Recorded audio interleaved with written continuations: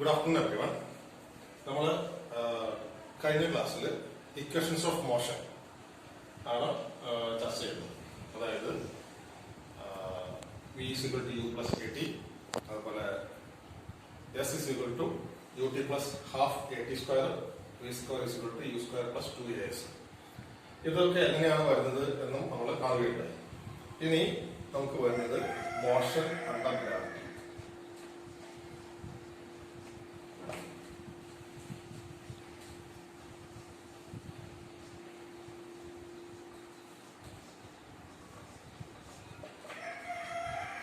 അതായത് ഭൂഗുരുത്വാകർഷണ വഴിയുള്ള മോഷൻ. ഇപ്പോ ഇത് പ്രധാനമായിട്ട് മുകളിൽ നിന്നും നേരെ താഴേക്ക് വീഴുന്ന വസ്തുക്കൾക്കാണ് ഈ ഭൂഗുരുത്വ ആകർഷണം ആപ്ലിക്കബിൾ ആയിട്ടുള്ളത്.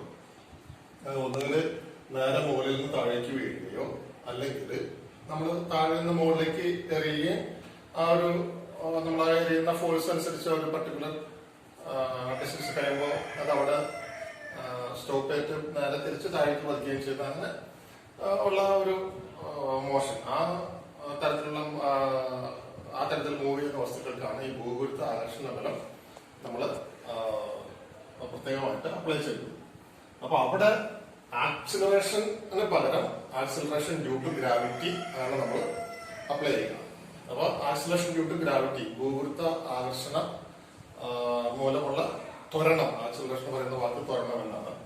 അതിനെ നമ്മൾ ഡിനോട്ട് ചെയ്യുന്നത് ജി എന്ന ലെറ്റർ വെച്ചിട്ടാണ്. അത് നമ്മൾ കഴിഞ്ഞ ചില പാഠഭാഗങ്ങളെ കുറിച്ച് നമ്മൾ ക്ലാസ്സിൽ പരാമർശിക്കുകയുണ്ടായി. ഞാൻ നിങ്ങൾക്ക് പറഞ്ഞു തന്നിട്ടുണ്ട്. അതിന്റെ വാല്യൂ എന്ന് പറയുന്നത് കോൺസ്റ്റന്റ് വാല്യൂ ആണ്. 9.8 മീറ്റർ പെർ സെക്കൻഡ് സ്ക്വയർ ആണ് ആക്സിലറേഷൻ ഡ്യൂ ടു ഗ്രാവിറ്റി അല്ലെങ്കിൽ ജി എന്നുള്ളതിന്റെ വാല്യൂ. അത് നമ്മൾ മുമ്പ് പറഞ്ഞിട്ടുള്ളത് പോലെ ഓരോ സ്ഥലങ്ങളിൽ ഇതിന് വ്യത്യസ്ത വാല്യൂ ഉണ്ടായിരിക്കും. അതായത് ഭൂമധ്യരേഖയിൽ നിന്ന് സ്ഥലങ്ങളുടെ ദൂരങ്ങൾ കൂടുന്തോറും അതിന്റെ വാല്യൂവിൽ ചെറുതായിട്ടുള്ള വേരിയേഷൻസ് ഉണ്ടാവാനായിട്ട് സാധ്യതയുണ്ട്. അപ്പൊ നമുക്ക് തരുന്ന പ്രോബ്ലംസിൽ അങ്ങനെ എന്തെങ്കിലും ഒരു പർട്ടിക്കുലർ വാല്യൂ തന്നിട്ടുണ്ട് എങ്കിൽ ജിയുടെ സ്ഥാനത്ത് ആ വാല്യൂ ഉപയോഗിക്കുക. അതല്ല അങ്ങനെ പർട്ടിക്കുലർലി ഒന്നും തന്നിട്ടില്ല എന്നുണ്ടെങ്കിൽ നമ്മൾ ഉപയോഗിക്കുന്ന value 9.8 metre per second square ആണ്. അത് പ്രത്യേകം ശ്രദ്ധിക്കുക. അപ്പോ ഇത് നമ്മൾ നേരത്തെ കണ്ട ഇക്വേഷൻസ് ഈ ആക്സിലറേഷൻ ഡ്യൂ ടു ഗ്രാവിറ്റിയിലേക്ക് വരുമ്പോൾ അതെങ്ങനെ വരുന്നതെന്ന് നമുക്ക് നോക്കാം. നിങ്ങൾ പഠിച്ചാൽ മതിയോ? ഒന്ന് v equal to u plus g t. രണ്ട് s is equal to ut plus half gt square. മൂന്ന് v square equal to u square plus 2gs. അതായത് ആക്സിലറേഷൻ വരുന്ന കേസിൽ എ വരുന്ന എല്ലായിടത്തും നമ്മൾ എക്ക് പകരം ജി ആണ് വരിക. അപ്പൊ എ എന്ന് പറയുന്നത് എപ്പോഴും പല ഫാക്ടേഴ്സിനെ ഡിപ്പെൻഡ് ചെയ്ത് അത് വേരി ചെയ്തുകൊണ്ടിരിക്കും. അത് കാണാനുള്ള ഫോർമുലാസും രീതികളൊക്കെ നമ്മൾ ഓൾറെഡി പഠിച്ചു വരുന്നു. അപ്പൊ ജി എന്ന് പറയുന്നത് എപ്പോഴും കോൺസ്റ്റന്റ് വാല്യൂ ആയിരിക്കും. അത് ഞാൻ പറഞ്ഞതുപോലെ 9.8 മീറ്റർ പെർ സെക്കൻഡ് സ്ക്വയർ ആണ് നമ്മൾ സാധാരണ ഉപയോഗിക്കുന്ന വാല്യൂ. അത് ഓരോ ഭൂഖണ്ഡങ്ങളിലേക്ക് മാറുന്നതോറും അതിന്റെ വാല്യൂ ചിലപ്പോൾ 9.81, 82 അല്ലെങ്കിൽ അങ്ങനെ ടൺ വരെയൊക്കെ ഉള്ള വേരിയേഷൻസ് അതിനകത്ത് വരാറുണ്ട്. അങ്ങനെ എന്തെങ്കിലും ഉണ്ടെന്നുണ്ടെങ്കിൽ അത് പ്രോബ്ലത്തിൽ തന്നിരിക്കും. പ്രോബ്ലത്തിൽ അങ്ങനെ തന്നിട്ടില്ല എന്നുണ്ടെങ്കിൽ നമ്മൾ ഈ 9.8 മീറ്റർ പെർ സെക്കൻഡ് സ്ക്വയർ ആയിരിക്കും ഉപയോഗിക്കുക. ഇനി ഇത് ഇപ്പൊ ഈ പറയുന്ന വാല്യൂസ് നമുക്ക് വരുന്നത് മുകളിൽ നിന്നും നേരെ താഴേക്ക് വീഴുന്ന വസ്തുക്കളെക്കാണ് ഈ ഒരു കാര്യങ്ങൾ ആപ്ലിക്കബിൾ ആയിട്ടുള്ളത്. പിന്നെ നേരെ മറിച്ച് നമ്മൾ താഴെ നിന്ന് മുകളിലേക്ക് എറിയുകയാണെങ്കിൽ അപ്പോ ഇത് ആക്സിലറേഷൻ അല്ലെങ്കിൽ ഭൂഗുരുത്വാകർഷണ ബലത്തിന് എതിരായിട്ടാണ് ആ വസ്തു മൂവ് ചെയ്യുക. അപ്പോ നമുക്കറിയാവുന്ന പോലെ നമ്മൾ താഴെ ഒരു വസ്തു മുകളിലേക്ക് എറിഞ്ഞാല് ആ ഇനിഷ്യലി ഉള്ള ആ ഒരു ഫോഴ്സ് വെച്ചിട്ടായിരിക്കും അത് അതിന്റെ മോഷൻ സ്റ്റാർട്ട് ചെയ്യുക. പക്ഷെ മുകളിലേക്ക് ചെല്ലുന്തോറും അതിന്റെ സ്പീഡ് കുറയും. ഒരു പർട്ടിക്കുലർ പോയിന്റിലെത്തുമ്പോൾ അത് അതിന്റെ വെലോസിറ്റി 0 ആയിട്ട് പിന്നെ അവിടുന്ന് വീണ്ടും താഴേക്ക് വലിക്കുകയും ചെയ്യാം. അപ്പൊ അങ്ങനെ മുകളിലേക്ക് എറിയുന്ന വസ്തുക്കളെ സംബന്ധിച്ച് ഇവിടെ ആക്സിലറേഷന് പകരം നമ്മൾ റിട്ടാർഡേഷൻ. അപ്പൊ നേരെ മുകളിലേക്ക് എറിയുന്ന വസ്തുക്കളെ സംബന്ധിച്ച് ഈ ഫോർമുലാസ് വീണ്ടും v is equal to u minus dt, അതുപോലെ s is equal to ut minus half gt square, അതുപോലെ v square is equal to u square minus 2gs എന്നീ രീതിയിലേക്ക് അതിന്റെ ഫോർമുലകൾ മാറും. അതായത് മുകളിലേക്ക് അറിയുന്ന വസ്തുവിന് സംഭവിക്കുന്നത് റിട്ടാർഡേഷൻ ആണ്. സ്ലോലി അതിന്റെ അല്ലെങ്കിൽ ഗ്രാജുവൽ ആയിട്ട് അതിന്റെ സ്പീഡ് കുറഞ്ഞ് ഒരു പർട്ടിക്കുലർ മൊമെന്റിൽ 0 ആയിട്ട് നേരെ താഴേക്ക് തിരിച്ചു വരികയാണ് ചെയ്യുക. അപ്പൊ അതിന് ആക്ച്വലി സംഭവിക്കുന്നത് ആക്സിലറേഷന് പകരം റിട്ടാർഡേഷൻ ആണ്. അപ്പൊ അതും പ്രത്യേകം ശ്രദ്ധിക്കുക. ഇനി ഒരു ഫോർമുലയും കൂടി നമുക്ക് ഈ കാര്യങ്ങളുമായിട്ട് ബന്ധപ്പെട്ട് പഠിക്കാനുണ്ട്. അതായത് distance covered in nth second. n second അല്ല, പ്രത്യേകം ശ്രദ്ധിക്കുക, nth സെക്കൻഡ്. ഉദാഹരണം പറഞ്ഞാൽ ഇപ്പൊ നമ്മൾ 10 സെക്കൻഡിന്റെ കാര്യം പറയുകയാണെന്നുണ്ടെങ്കിൽ 10ാമത്തെ സെക്കൻഡിൽ കവർ ചെയ്ത ഡിസ്റ്റൻസ്. 10 സെക്കൻഡിൽ ആകെ കവർ ചെയ്ത ഡിസ്റ്റൻസ് അല്ല, 10ാമത്തെ സെക്കൻഡിൽ. അത് ആ 10 എന്നുള്ളത് ഉദാഹരണം പറഞ്ഞത് മാത്രം. n എന്ന് പറയുന്ന എത്ര സെക്കൻഡാണോ നമ്മൾ പരിഗണിക്കുന്നത് ആ അത്രയാമത്തെ സെക്കൻഡിൽ കവർ ചെയ്തതായിട്ടുള്ള ഡിസ്റ്റൻസ്. അതിന്റെ ഫോർമുല കണ്ടുപിടിക്കാനുള്ള formula s nth equal to an plus u minus half a. എന്ന് പറഞ്ഞാൽ ആക്സിലറേഷൻ n എത്ര സെക്കൻഡ് ആണ് അല്ലെങ്കിൽ എത്രാമത്തെ സെക്കൻഡ് ആണ് നമ്മൾ പരിഗണിക്കുന്നത് എന്നുള്ളതാണ് n എന്നുള്ളത് ഉദ്ദേശിക്കുന്നത്. പ്ലസ് u എന്ന് പറയുന്നത് ഇനിഷ്യൽ വെലോസിറ്റി, a എന്ന് പറയുന്നത് ആക്സിലറേഷൻ.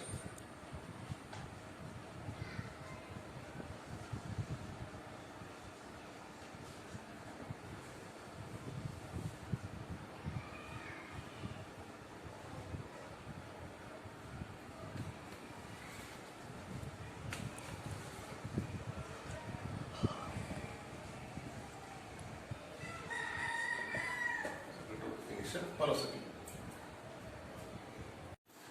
ഇനി നമുക്ക് കുറച്ച് പ്രോബ്ലംസ് ഒന്ന് ചെയ്തു നോക്കാം.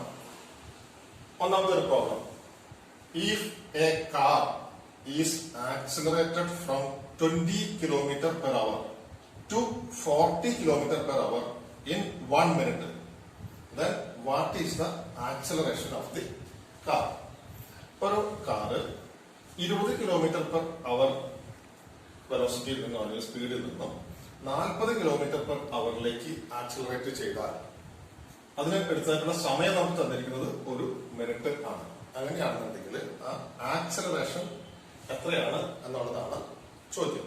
അപ്പൊ നമുക്കറിയാം ആക്സിലറേഷൻ എന്ന് പറയുന്നത് rate of change of velocity ആണ്. അതായത് final velocity minus initial velocity divided by അതിനെടുത്തതായിട്ടുള്ള ടൈം. അതാണ് ഈ ആക്സിലറേഷൻ. അതായത് വെലോസിറ്റി വ്യതിയാനത്തിന്റെ നിരക്ക്. ടൈം എന്ന് പറയുന്നത് 1 മിനിറ്റ് ആണ്, അതായത് 60 സെക്കൻഡ്. അപ്പോൾ നമുക്ക് തന്നിരിക്കുന്നത് ഏതൊക്കെയാണെന്ന് നോക്കാം. സിമ്പിൾ ആയിട്ടുള്ള പ്രോബ്ലം ആണ്. U equal to initial velocity u equal to 20 km/h. ഇത് km/h ആണ്. അപ്പൊ അതിനെ നമുക്ക് മീറ്റർ പെർ സെക്കൻഡിലേക്ക് മാറ്റണം. അപ്പൊ 20 into 1 kilometre 1000 metre divided by 60 into 60. അപ്പൊ 20 ഇൻറ്റു 10/36 അല്ലെങ്കിൽ 200/36 മീറ്റർ പെർ സെക്കൻഡ്. തൽക്കാലം അത് ഇങ്ങനെ തന്നെ നിൽക്കട്ടെ. നമുക്ക് അതിന്റെ ഫൈനൽ സ്റ്റേജിലേക്ക് വന്നിട്ട് തന്നെ സിംപ്ലിഫൈ ചെയ്താൽ മതി. അതുപോലെ ഫൈനൽ വെലോസിറ്റി v എന്ന് പറയുന്നത് v is equal to 40 km/h equal to 40 into 1000 divided by 60 into 60.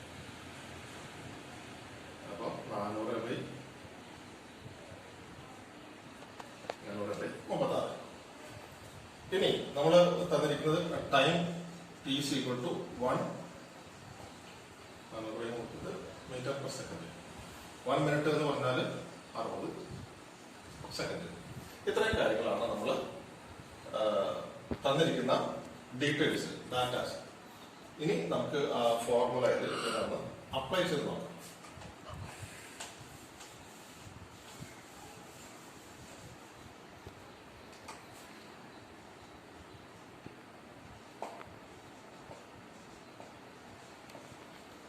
Acceleration A is equal to V minus U divided by T.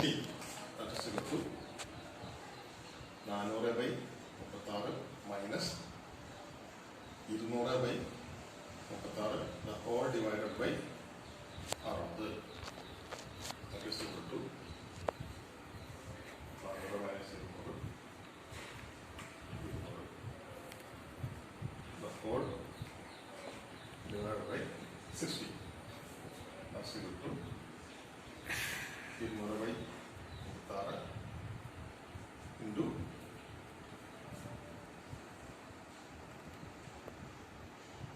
1 by 60 equal to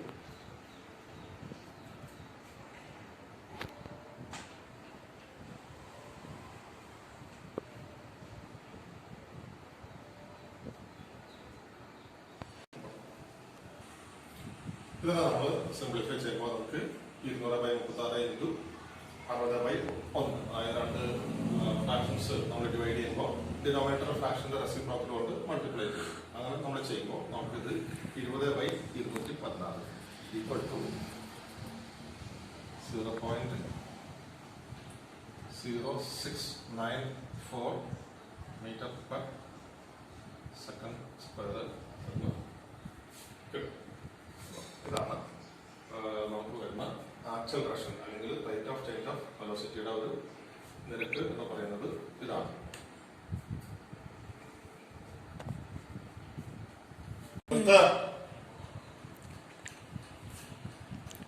ഇനി രണ്ടാമത്തെ ഒരു പ്രോബ്ലം ഇവിടെ, if a body is thrown vertically upwards and rises to a height of 10 meters, then the velocity with which the body was thrown upwards is dash.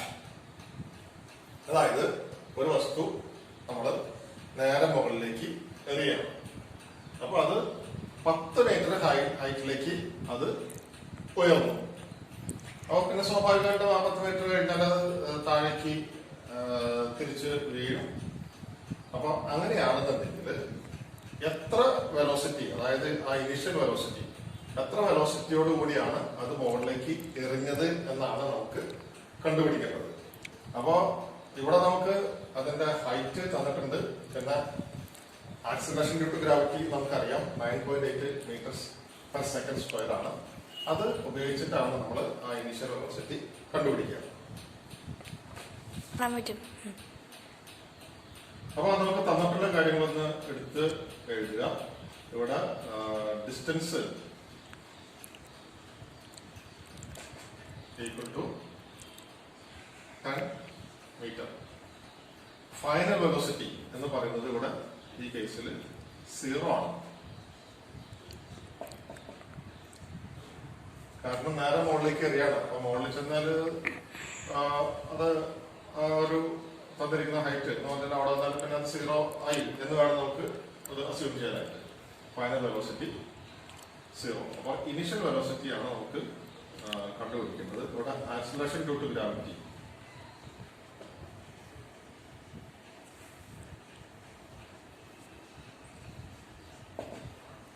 G equal to 9.8 metre per second square. അപ്പോ ഇവിടെ നമ്മൾ ഉപയോഗിക്കുന്നതായിട്ടുള്ള formula എന്ന് പറയുന്നത് V square equal to U square minus 2GS എന്നുള്ളതാണ്. അപ്പൊ V ഇവിടെ 0 ആണ്. അപ്പൊ 0 നമ്മൾ സ്ക്വയർ എടുത്താലും ക്യൂബ് എടുത്താലും എന്തെടുത്താലും ആ 0 അത് 0 തന്നെയാണ്. ഈക്വൽ ടു U സ്ക്വയർ നമുക്ക് അറിയില്ല, ഇനിഷ്യൽ വെലോസിറ്റി നമുക്ക് അറിയില്ല, minus 2GS. U square minus 2GS equal to 0. നമുക്ക് വേണമെന്നതിൽ ഇങ്ങനെ തിരിച്ചെഴുതാം. U square minus 2GS equal to 0. അല്ലെങ്കിൽ ഈ മൈനസ് 2GS നമ്മൾ ഇപ്പത്തേക്ക് എടുത്താൽ u square is equal to 2GS. That is equal to 2 into 9.8 meter per second square into 10. That is equal to 2 into 9.8, 98.6 into 10.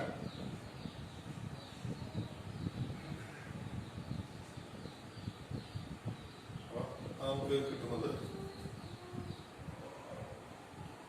196 ആണ് നമുക്ക് കിട്ടുക. അപ്പൊ √196 that is equal to 40 meter. U is equal to square root 196 that is equal to 40 meter per second. അതാണ് ആ body നമ്മൾ മുകളിലേക്ക് എറിഞ്ഞപ്പോഴുള്ളതായിട്ടുള്ള initial velocity. 14 metre per second വെലോസിറ്റിയോട് കൂടിയാണ് ആ ബോഡി മുകളിലേക്ക് എറിഞ്ഞത്. അപ്പോഴാണ് അത് 10 മീറ്റർ ഉയരത്തിൽ ചെന്നിട്ട് അവിടെ സ്റ്റോപ്പ് ആയിട്ട് പിന്നെ തിരിച്ച് താഴേക്ക് വീഴാൻ തുടർന്നായിട്ടുള്ള ഒരു വെലോസിറ്റി. ഇനി മൂന്നാമതൊരു പ്രോബ്ലം നോക്കാം. If a body is falling freely under gravity from rest, then what is the distance covered in the third second of its motion? അതായത് ഒരു റെസ്റ്റ് കണ്ടീഷൻ, വിശ്രമാവസ്ഥയിൽ നിന്ന് ഒരു ബോഡി താഴേക്ക് വീഴുന്നു. അതായത് റെസ്റ്റ് അപ്പൊ അവിടെ ഇനിഷ്യൽ വെലോസിറ്റി എന്ന് പറയുന്നത് 0 ആണ്. അതാണ് റെസ്റ്റ് എന്നുള്ളതുകൊണ്ട് ഉദ്ദേശിക്കുന്നത്. അങ്ങനെ താഴേക്ക് വീഴുമ്പോൾ, ഭൂതാകർഷണം പോലെ താഴേക്ക് വീഴുമ്പോൾ അത് തേർഡ് സെക്കൻഡില് കവർ ചെയ്തിട്ടുള്ള ഡിസ്റ്റൻസ് ശ്രദ്ധിക്കുക ആണ് നമ്മൾ കണ്ടുപിടിക്കേണ്ടത്. അപ്പൊ നമ്മൾ നേരത്തെ ആ ഫോർമുല കണ്ടു.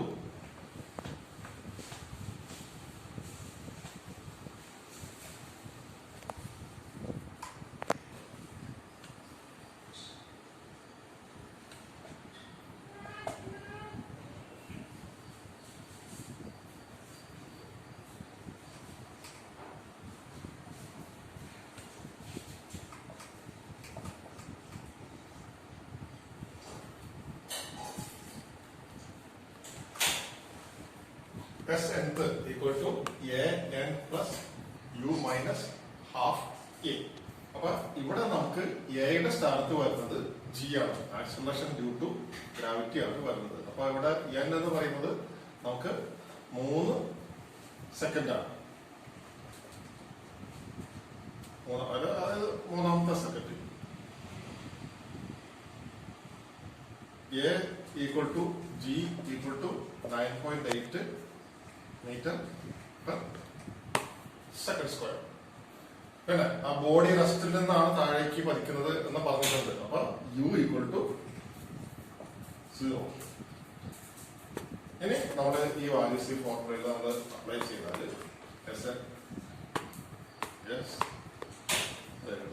Equal to 9.8 into meter per second square into n എന്ന് പറഞ്ഞാൽ 3 second plus 0 minus half into 9.8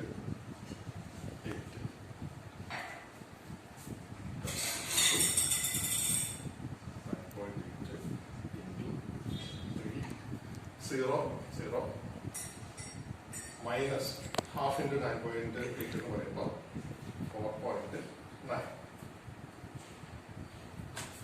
into 3 29.4 minus 4.9.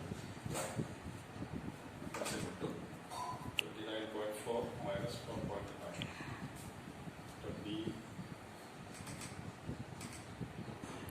24.